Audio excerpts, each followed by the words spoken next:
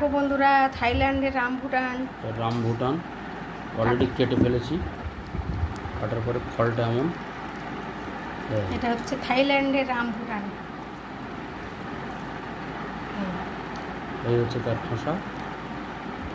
এটা রামভুটান অ্যান্টিঅক্সিডেন্টে ভরপুর, প্রচণ্ড উপকারী ফল। আমাদের ওয়েদারও খাওয়ানো সম্ভব।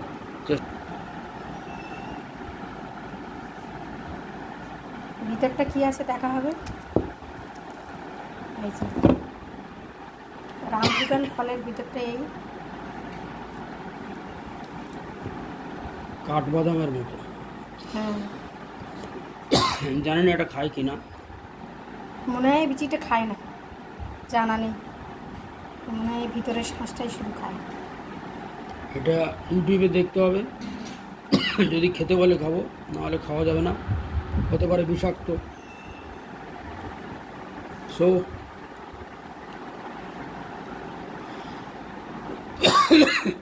বন্ধ করো না।